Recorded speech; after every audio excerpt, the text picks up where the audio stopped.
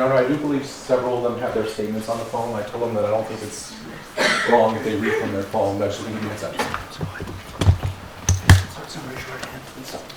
You do solemnly swear the testimony about to give in this action shall be the truth, the whole truth, and nothing but the truth, so help you God. You can please state your first and last name and spell it for the record. Lynette Adams, Lynnette Adams. Thank you. Ms. Adams, please feel free to tell the court whatever you would like to tell the court. I would ask that you keep your remarks towards the court. I know that this is an emotional situation, but I would ask that you keep your remarks towards the court and not refer to Mr. Casonghorst directly, okay? But I understand that it is emotional, so take your time, and whatever you need to say, I will listen to whatever you have to say. I would ask that those that are in the gallery please not make any outbursts or react in any way that would be inappropriate at this time, so that we have a clean record and so that Ms. Adams can say whatever she feels that she needs to say. Okay, thank you so much. Good afternoon, Your Honor. My name is Lynette Adams, as I stated. I am standing here before the court as mother to one of Nathan Casonghorst's victims, Sierra Vay. I am someone who has also experienced abuse, spiritual abuse connected to his actions. Today I speak as a mother, as a Lynette woman, and someone who had placed deep trust in the person sitting here before this court. Your Honor, I have known Nathan Casonghorst since we were teenagers. We met when we were 14 and 15 years of age, and over the decades that followed, there was a long history of friendship and trust that had developed between us. At one point in my younger years, I cared deeply for him, and I believed in him.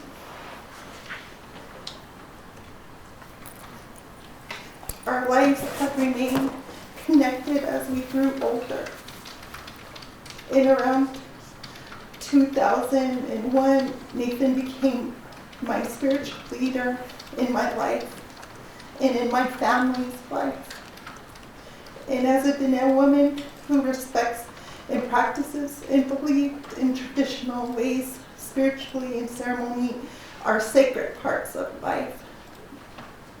And when someone represents themselves as a spiritual leader, that role carries deep responsibility and trust. And because of that relationship, he was not just someone from ceremony, he was someone who had known and been around my daughter since she was a very, very young girl, since she was 3 years old. And over the years, she was taught to respect and honor and look at Nathan as an uncle figure. And eventually she understood him to be a spiritual and community leader. And that's what has made the betrayal so devastating, is that this was not someone who entered our lives briefly. He was someone who had been part of our lives for decades, and someone we trusted spiritually and personally. The last time I ever had spoken to Nathan was in September 2014, when the truth had come out and what he had done to my daughter had come to light. The violation was not only against my daughter, it was a destruction of decades of trust that I had placed in him. In September of 2014, our lives had changed forever. My daughter suffered a very important life-saving emergency surgery had to take place because she had suffered from the ectopic pregnancy that was caused by the sexual assault of Nathan Casonghorst. At that time, he had a lot of spiritual authority over our family. My daughter was placed in a position where power and manipulation and spiritual influence were used against her. As a young woman, should never have to be placed in that position by someone claiming to be a spiritual leader. No ceremony, no prayer, or no tradition ever allows for that. The physical trauma was only the beginning. As a mother, there was no way to describe the pain of learning that someone you trusted, someone who had been around your child since a little girl, violated that trust in such a devastating way. The grief, the anger, the heartbreak that follows something that will follow in it, something that never fully leaves. Spiritual abuse is what makes this case especially painful. It's the spiritual manipulation that was involved. Nathan used ceremony to gain an upper hand on people in their lives.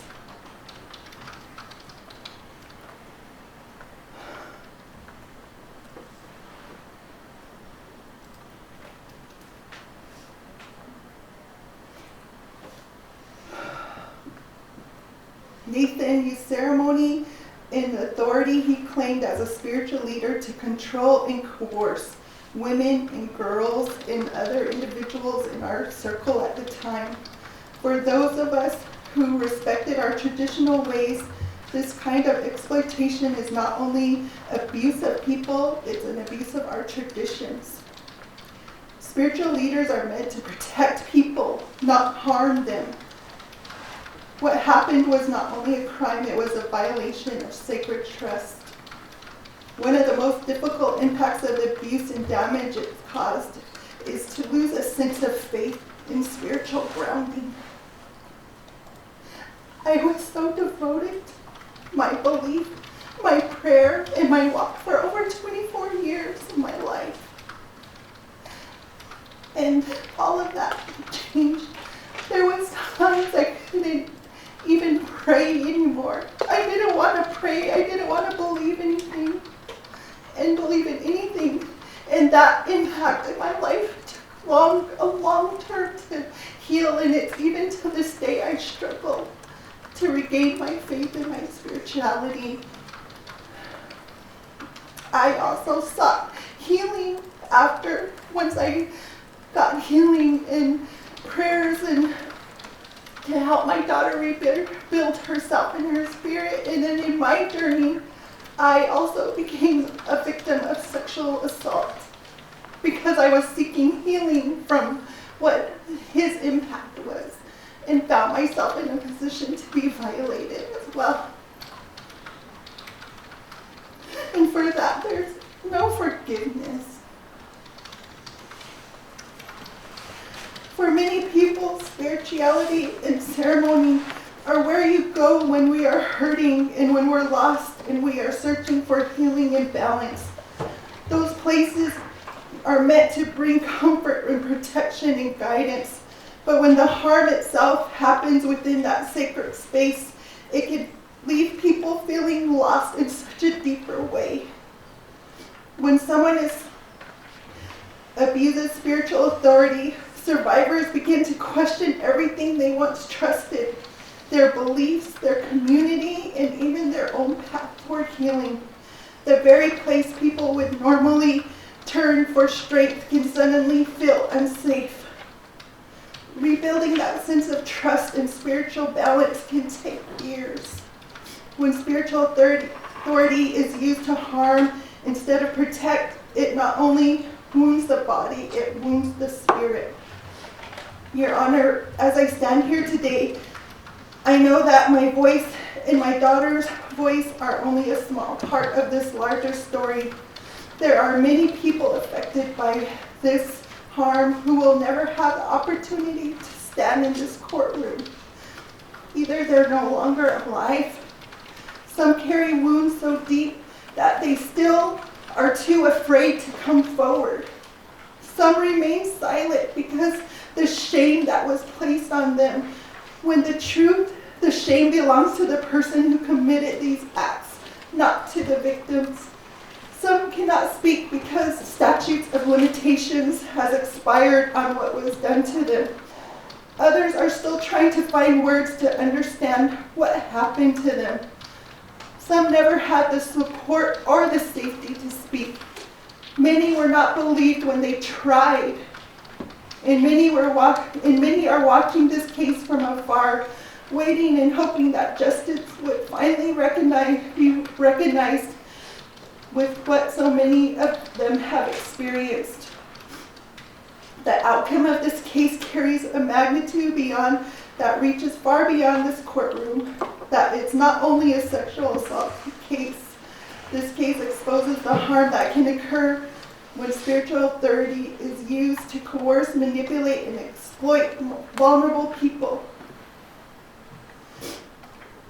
When spirituality is used as a tool of control, the damage spreads far beyond the victims.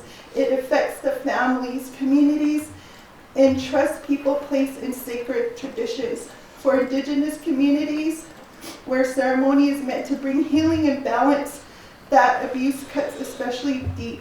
This verdict in this case matters not only for the survivors who bravely testified here in court, it matters to those who could not. It matters to those that are still afraid. It matters to those who have carried their experience in silence for years. It matters to the generations of the Native women and girls who deserve to know that their safety, their dignity, and their voices matter.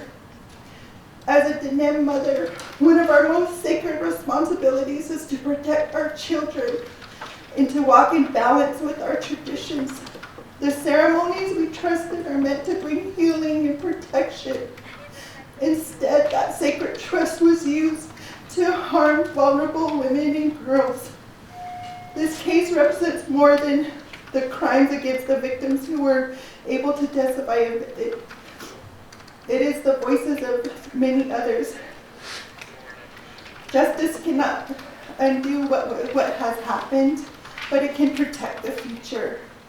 No person, no matter the authority they claim, should ever be allowed to use spirituality as a shield to harm others. Today I speak on behalf of my daughter and myself, and in support of the others that stood in this courtroom, and for those voices that were never given a chance to be heard. Thank you, Your Honor. Thank you very much. The state's next speaker, Your Honor, is Thomas Amaya. And just so everybody knows, so that I can make it very clear, I'm not going to speak after, I will say some words in relation to your testimonies after everybody is done speaking when I pass sentence, okay? All right. Thank you. Thank you.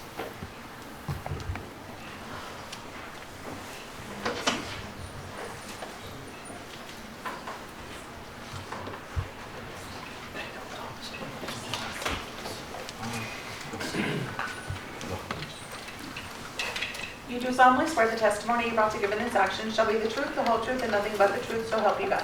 I do. If you can please state your first and last name and spell it for the record. My first name is Thomas Amaya. My first name is Thomas, sorry.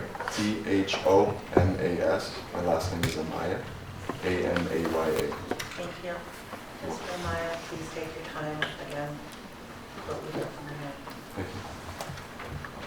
Lynette. Good afternoon, Your Honor. My name is Thomas Amaya. I am the spouse of Sierra Vay. Thank you for this opportunity to speak on the impacts of this case on our family. And thank you to my mother-in-law, Lynette, for opening us up in these statements. It has been almost 10 years since I met Sierra, the love of my life. I stand here before you in an open court to attest to the beautiful human being that she is, and to speak on the debilitating impacts she has endured by the actions of the convicted abuser, Nathan Chasenhorse, hereafter referred to as NCH. When I met Sierra back in 2016, we both made an effort to inform each other of past traumas from a place of trust and transparency. Among those first conversations, she had let me know that she received a life-saving blood transfusion after she had complications from an ectopic pregnancy following sexual assault. Over the course of years, we have attempted to unpack and process the related traumas in an effort to find healing. My next statements are key in understanding the context and temporal aspects of Sierra's suffering. As shared in the trial, Sierra reported her abuse to authorities over 12 years ago, and her cases were not meaningfully investigated in either jurisdiction. I want to thank State Prosecutors Billy and Bianca for acknowledging and apologizing for these missed opportunities in open court. It wasn't until approximately 9 years after the time Sierra initially contacted authorities that a reporting would be looked at with the seriousness, due diligence, and professional standards that her story deserves. We are here today because survivors advocated for themselves and for others, because they spoke up, because they were believed, because they deserve dignity and respect. This gratitude is for all survivors in this trial and for those who may come forth with their own healing journeys. My heart breaks into a trillion pieces thinking of all the survivors who were harmed sexually, physically, emotionally, mentally, and spiritually by the convicted abuser NCH. Several of the survivors he targeted were the age of school children. The collective grief our family feels is immense.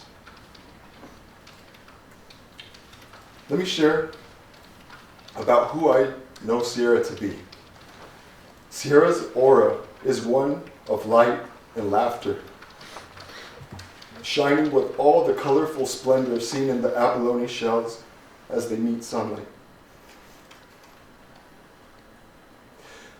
I've had the honor and blessing to be in her orbit and to start a family together.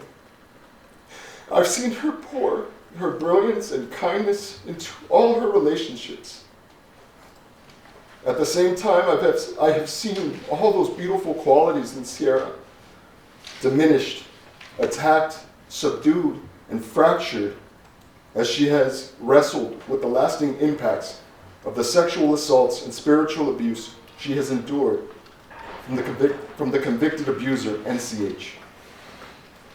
The web of lies needed for NCH to evade detection, accountability, and criminal charges for decades demonstrates the magnitude of deceit that we are dealing with in the presence of this convicted abuser. I stand with everyone who supports the maximum sentencing possible to keep our communities safe and the public safe. Part of the impacts of this abuse include the onslaught of insensitive, culturally inappropriate, and outright ignorant impressions of indigenous culture heard throughout these proceedings. Your Honor, the defense counsel Craig Mueller, for example, has used the term such as medicine show and other culturally insensitive terms just moments ago. At least he admits this. Your Honor, the weight of this sentencing has impacts that will reverberate. Your Honor, the weight of this sentencing has impacts that will reverberate until the rest of time. Survivors of sexual and spiritual abuse will look upon the material facts of this case to see what justice might look like for them, and decide if the agony of scrutiny, vulnerability, destabilization, and heartbreak is truly and judiciously understood to reach meaningful outcomes in their healing. We pray that our spouses, our siblings, our babies, our loved ones will be able to count on you and your peers to stand on the highest ethical grounds to deliver a key facet of justice that is survivor-centered, healing and trauma-informed, and culturally sensitive. To all healing survivors, you are not alone. We believe you, and we will walk through this together. Thank you, Your Honor, for your time, and for all the dedicated people who make this courtroom function effectively. Elokwa, thank you. Thank you, Mr. Mayor. Can we call our next speaker now? State's next speaker is Sierra Vay.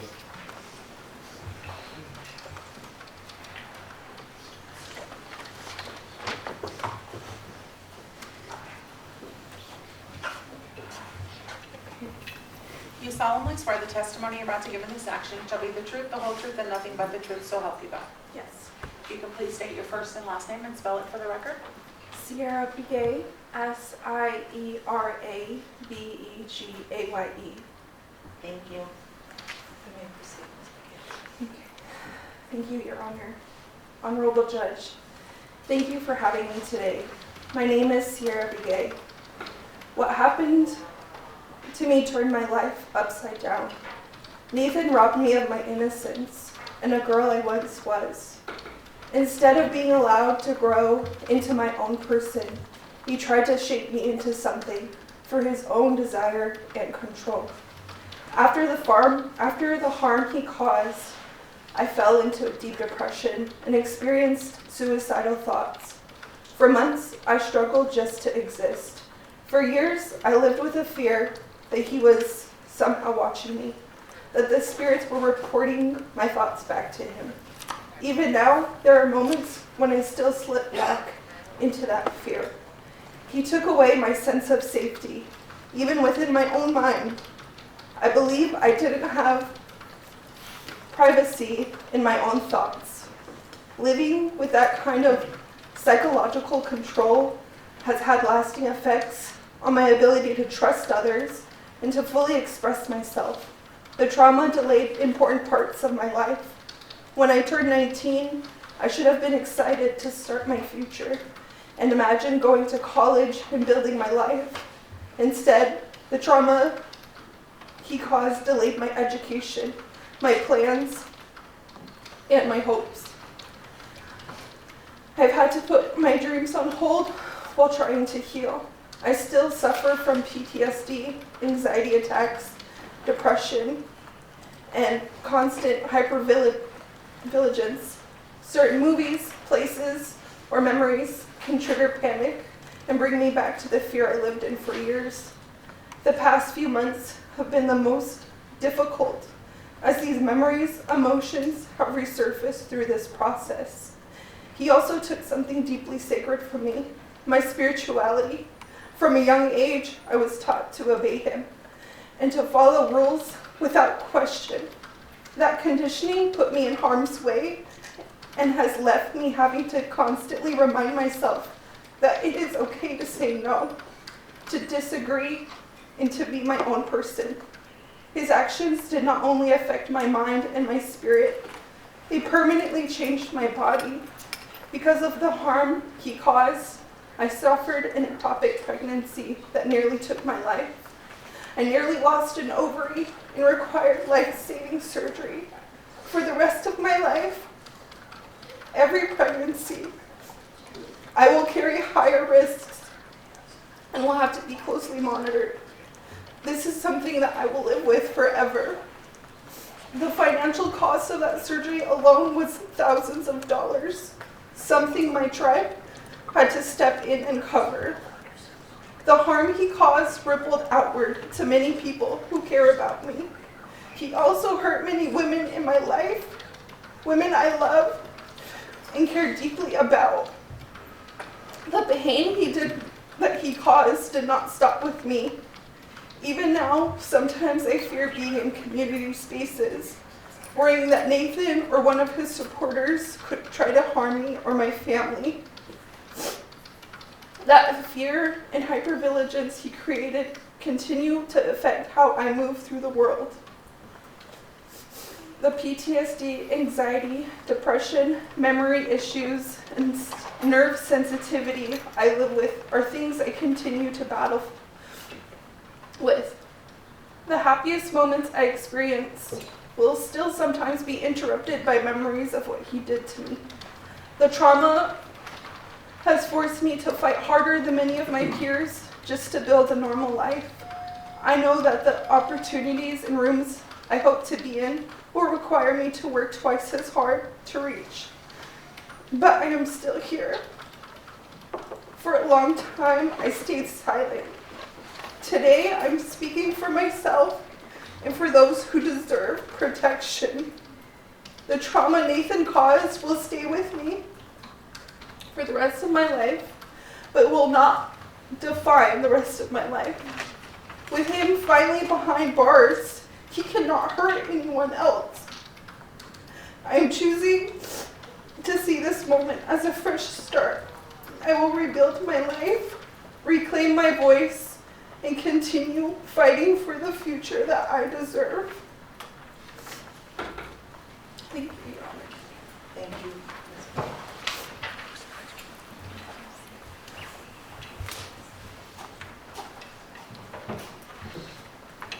Court's brief indulgence.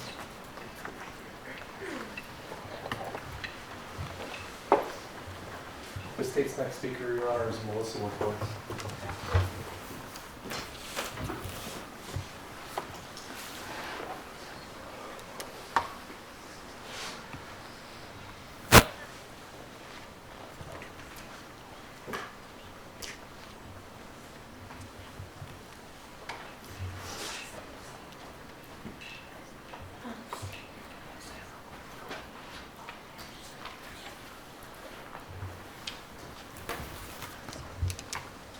You solemnly swear the testimony you're about to give in this action shall be the truth, the whole truth, and nothing but the truth, so help you God. I do. If you can please state your first and last name and spell it for the record. Melissa Leone, Melissa Leone. Thank you. Ms. Leone, please proceed.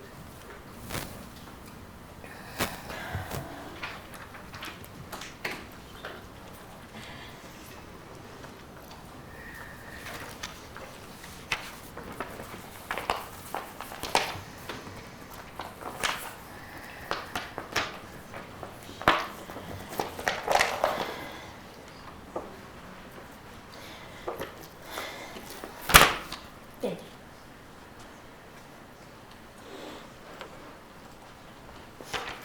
Thank you.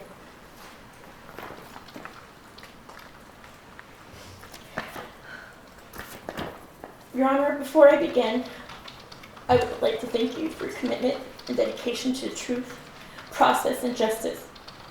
I want to thank the team Ren and I call Fight Club. Thank you for hearing my child's screams and coming to save her. Thank you for never quitting until you found her. The world is a better place because of who you are and the work you do. What you have done has brought a future for her and hope to so many other Indigenous victims. I celebrate you today, and I will never forget what you have done for my children and so many others.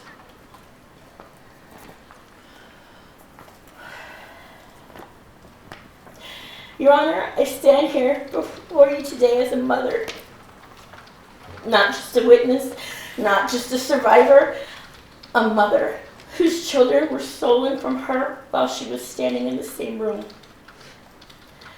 For nearly 2 decades, Nathan Chasing Horse did not simply abuse us. He dismantled us, methodically, deliberately, with a smile on his face. He turned our sacred Lakota ceremonies into crime scenes. He turned our traditions into tools of torture. He turned a mother's love into a weapon he could use against her own children. And he did that all while pretending to be a healer, a spiritual leader, a man of the Creator. He was none of those things. Your Honor, I need you to see my daughter, Corinna, my Ren. She was vibrant, she was mine, and Nathan Chasing Horse destroyed her. He broke her bones and left her without medical care countless times. He damaged her entire body and spirit. He branded her with markings she will carry for the rest of her life. Marks put there to claim her as property, to be used and passed among men like she was not a human being, like she was not someone's child, but she was my child. When I reach out to hug her today, she flinches. He stole that from us, a simple, sacred safety of a mother's embrace. I will spend the rest of my life trying to earn back something that I should have never been taken. My daughter sacrificed her own body and spirit to save my life, and I did not know. I would have never allowed it. I will never forgive myself for not knowing he did all those things to Ren with a smile on his face. He never once let on. He always played the good guy. While behind closed doors, he was destroying the child I knew. Hold on a moment, please. Can you please silence your phones? Thank you so much. Go ahead. Your Honor, you haven't met Ren's little sister, Kylie. She's in fact there, supporting her sister. A child on the spectrum who deserves gentleness and safety, and a childhood with schools, sports, family, and friends. Nathan stole every one of those things.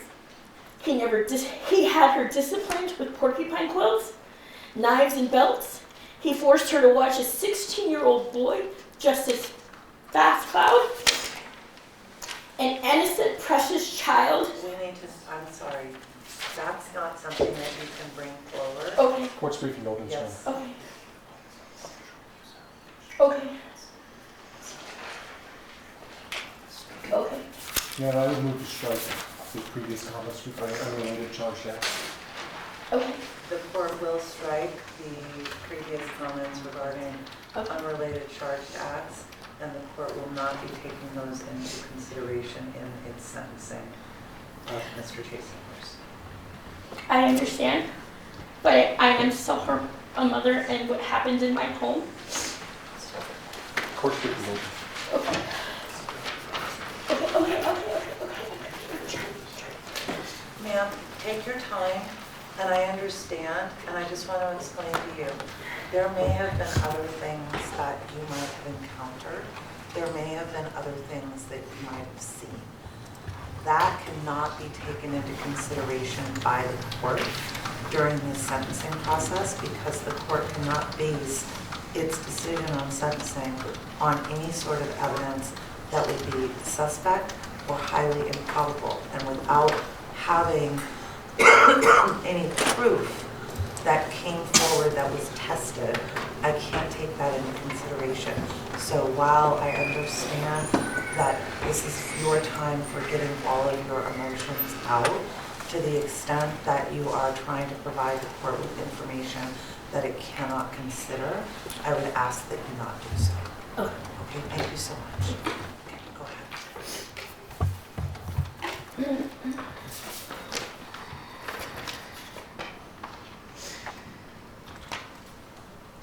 When we finally escaped, Kylie stopped speaking entirely.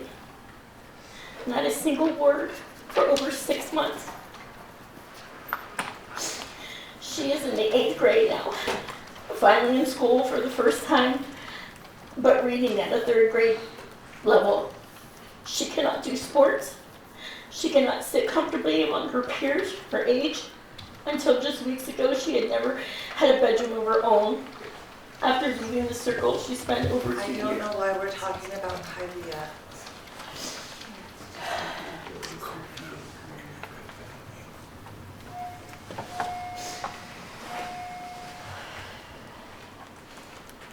And the reason that I say that, so that everybody in the room understands, Kylie was not a part of this trial. Any actions that might have been alleged against her were not something that the court can take into consideration. So if it's how Kylie may have reacted as a result of what happened to her sister, then it would be something that the court could potentially take into consideration. But I can't look at anything that you're potentially alleging was done to Kylie by Mr. Chasingworth. So I would again ask, please refrain from bringing that information up.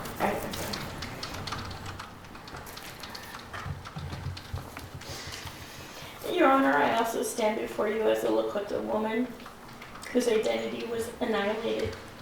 For 20 years, my Lakota culture and my faith were my oxygen. They were everything. Nathan took that sacred identity and defiled it without me even knowing. every prayer I offered, every sacrifice I made, every ceremony I poured my whole being into, all of it was built on a lie. When I finally discovered the truth, I felt like a fraud. I gave my sacred pipe to overlooking horse, our sacred pipe keeper, to put away. To this day, I cannot sing, I cannot pray, I cannot attend anything cultural. He did not just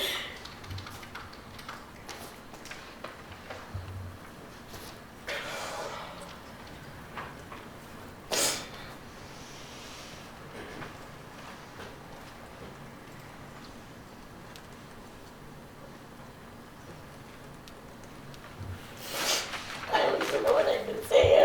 I don't know what I can say now.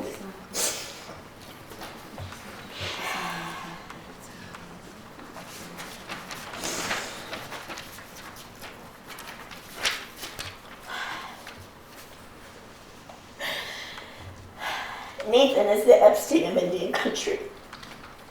The crimes he has been convicted of, like Epstein, are not even the tip of the iceberg.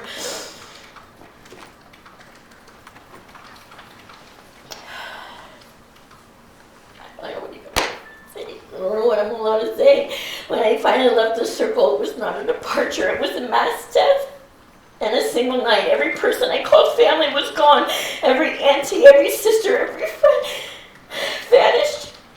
The brainwashing runs so deep that I stand before you today without my own mother beside me. For I fear she will leave this earth before we can heal the divide Nathan created between us. My father passed away last year before I could begin to heal that between us as well. I have attempted suicide 3 times in the past 2 years. I say that not for sympathy. I say it so this court understands what Nathan chasing horse leaves behind. Looking down, wondering if survival is even worth the weight of what he did. It is worth it, and I know that now.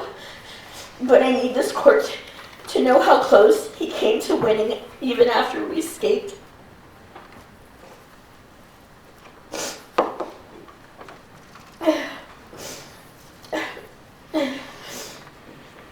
Your Honor, I want to speak to you now about something that goes beyond my family, beyond this case, beyond this courtroom. What Nathan chasing horse did is not new, it is not rare, it is not isolated. It is a pattern of as old as the erasure of our people. The exploitation of indigenous women and children by those who hold spiritual and cultural power over them. Men like Nathan have existed in Indian country for generations. What is rare, what is almost unheard of, is that one of them is sitting in the courtroom facing justice. Your Honor, the statistics are not abstract to me. They are faces of women I know, but this court should hear them. Indigenous women are murdered at a rate of more than 10 times the national average in some parts of this country. They are trafficked at disproportionate rates, with some studies showing Native women represented 40% of sex trafficking victims in certain regions, despite being a fraction of the population. Missing and murdered Indigenous women crisis has claimed thousands of lives, most of which will never be investigated by the urgency they deserve. On some reservations, like 3 reservations right here in Las Vegas, violent crimes are more than 20 times the national average, and the perpetrators frequently walk free because jurisdictional gaps, because of fear, because of the kind of spiritual control and cultural control that Nathan chasing horse weaponized for nearly 2 decades. We don't tell on our own. That's the truth in Indian country. We protect our medicine people. We protect our leaders. We are taught we're taught that to speak against them is to speak against our culture, our ancestors, our creator. Nathan knew that. He built his entire criminal enterprise on that silence. It took my daughter Corinna, the youngest, the smallest, the one who had already sacrificed the most, to break the silence. What she did was not just brave. In the context of our culture, what she did was revolutionary. Oyati kinkiapiwia, woman who carries the people on her back. That's my baby. That's her name. That's her Lakota name. Nathan knew that. Nathan built his criminal enterprise on that silence. It took my daughter, I said that already. Your Honor, the sentence you imposed today will echo far beyond this courtroom. It will be heard in tribal communities across this country. It will be heard by every young Indigenous girl who is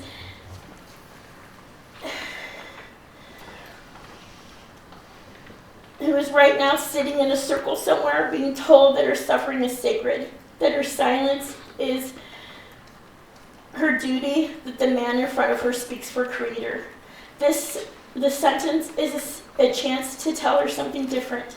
It's a chance to tell her that the law sees her, that her life matters, that the men who exploit the sacred to satisfy their greed and their violence will be held accountable, fully, completely, and without leniency. Precedence matters here. What you decide today will shape how law enforcement sees cases, how prosecutors build them, and how survivors find the courage to come forward. A maximum sentence sends the message that the exploitation of Indigenous women and children under the cover of spiritual authority will be treated with the full and unsparing weight of the law. Unless anything less, it tells Indian country nothing has changed.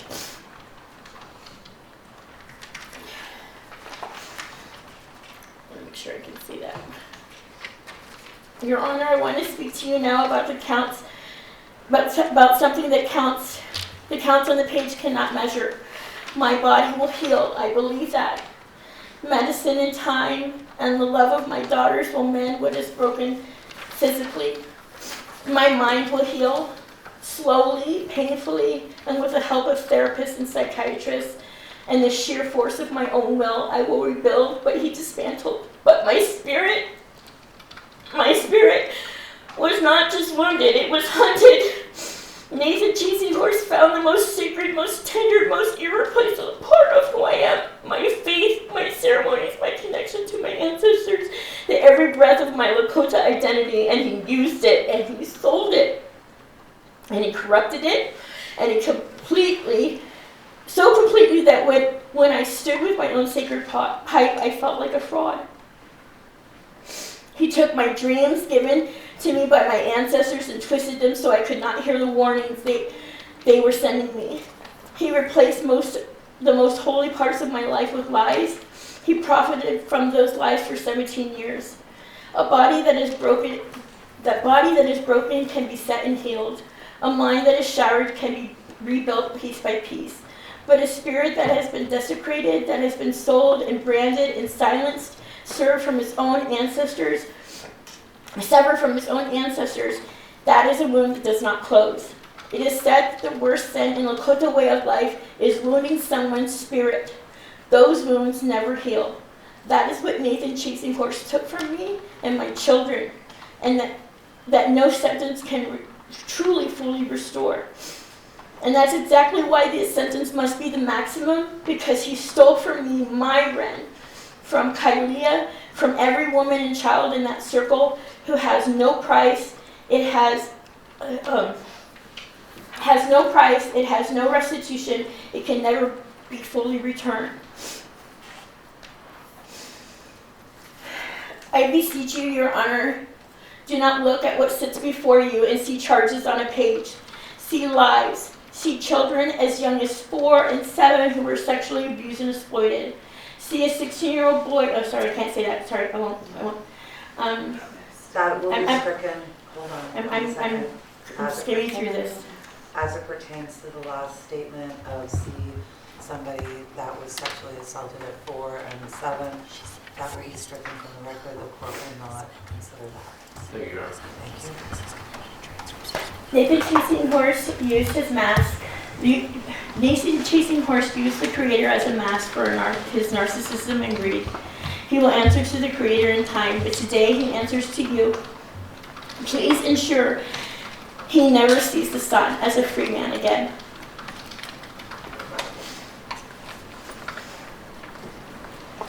Your Honor, for 17 years, Nathan held power over me.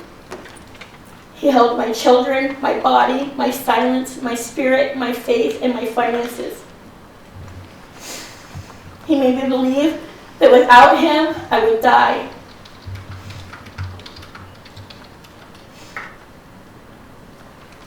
He made me believe that my worth was measured by my obedience and my suffering. He made me stand. No, I can't see that either. Sorry.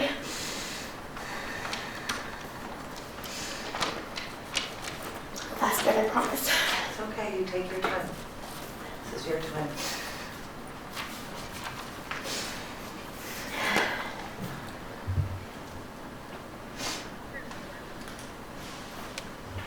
When I leave this courtroom today, I'm taking back every piece of myself that he stole. I take back my voice, the one he silenced with fear and isolation and threat of death. I take back my spirit.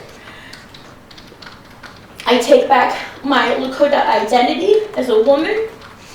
I take back the ceremonies, the prayers, the sacred traditions you turned into crime. To take back my children, my healing.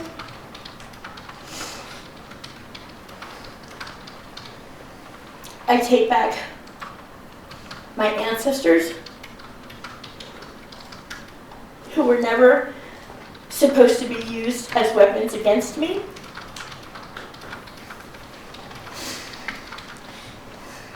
The chasing horse took 17 years for me. He will not take a single day more. When I walk out this courtroom today as a free woman, he will not.